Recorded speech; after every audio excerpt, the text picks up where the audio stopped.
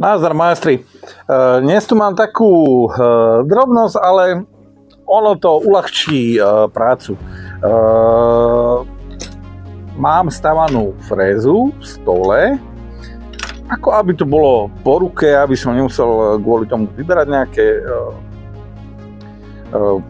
prídavné stoliky alebo podobne. Len vyskytol sa problém, keď ho chcem ovládať, tak frézu načiahnu tam zo spodu niekde ten vypínač, to není boh vie čo. Nie je to ono. Tak som vymyslel niečo takéhoto, nejakú vlastne externú zásuvku s vypínačom, lenže nechcel som niečo takéhoto tu mať niekde na stole alebo podobne, ďalšie káble a tieto.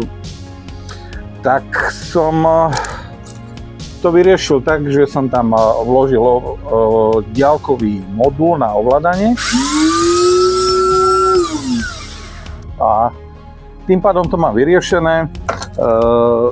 Túto časť tu si chcem takto osadiť dole pod stôl.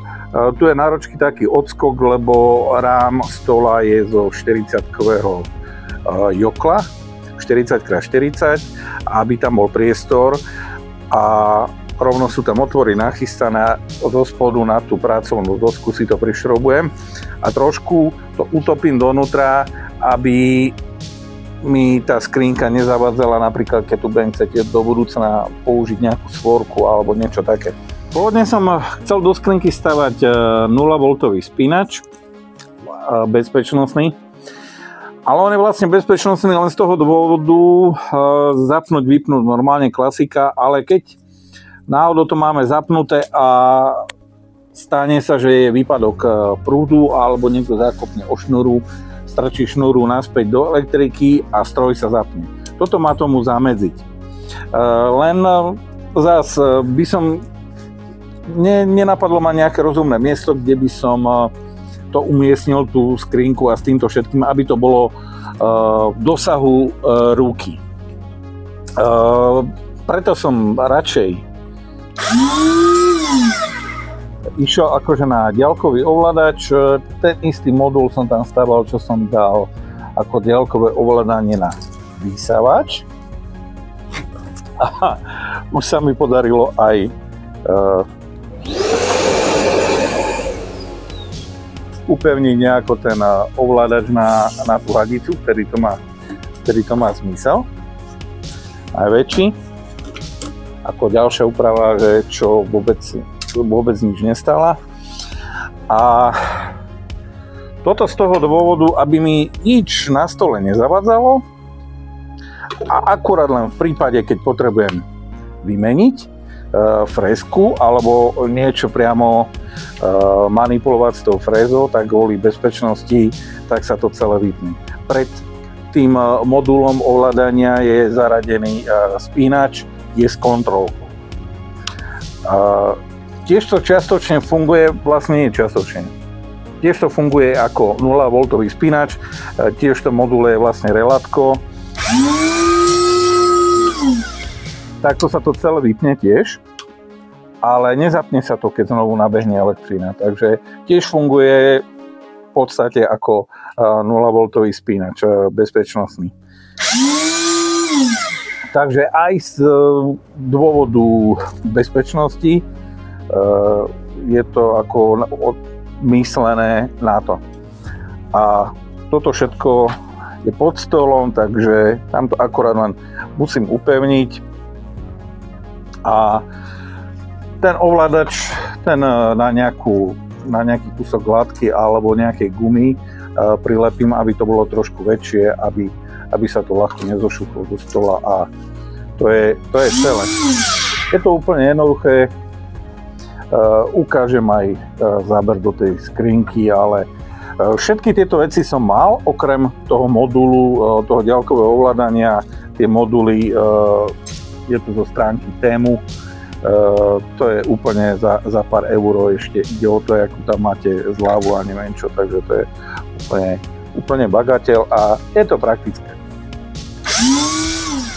Takže vnútro tej skrinky Tu je presný priestor na ten ovládací modul, takže ani som to nemal ničím prišrobované, je tu možnosť to chytiť, sú tu dve očka, ale tu je vstup fáza 0, tu je výstup fáza 0, z toho tu je napájacia šnúra privedená najprv na spínač, potom je to privedené na ten modul a z modulu to už ide na prístrojovú zásuvku.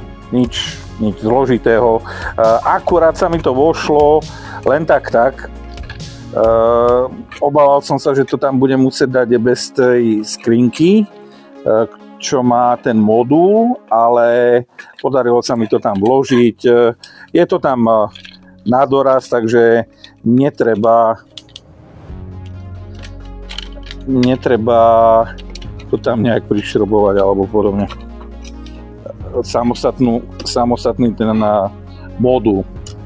Takže ono je to tam tak pritlačené. Skrinku, vypínač, šnúru, priechodku, koncovku, túto zasúvku.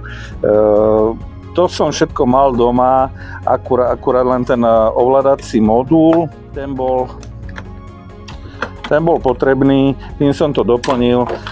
Tento vinkel, ten som vyrezal z velikánskeho joklu, to bolo neviem či 120 x 100 mm alebo x 70, tak nejak z takého veľkého, čo som mal taký kúsok.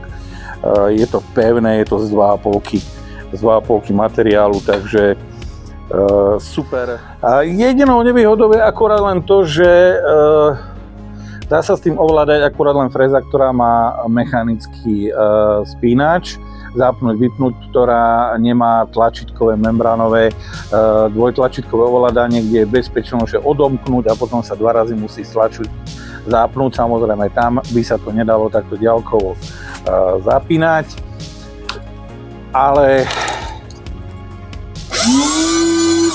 je to jednoduché, lebo spínač na fréze je v tomto prípade stále zapnutý, čo je vlastne na tele frézy. A už to ovládam len takto, úplne jednoduché je to, nechcel som nič komplikované. V prípade výmeny fréziek sa to takto dá vypnúť. Je tam vypínač s kontrolkou, čo nám signalizuje stav, kedy je to aktívne a kedy to je neaktívne. Opäť pripomínam, že toto video nemá slúžiť ako návod, je to len ukážka, ako som si to riešil sám pre seba. Samozrejme bezpečnosť okolo elektriny a kto niečo také si chce spraviť, tak nech požiada nejakého elektrikára. A to je na záver všetko. Nezabudnite podporiť môj kanál lajkom, odberom, dielaním, prípadne cez PayPal účet ma môžete podporiť. Dole do popisu pod video vložím odkaz na PayPal účet. Nakoniec pridám nejaké fotky. Za sledovanie ďakujem, dovidenia.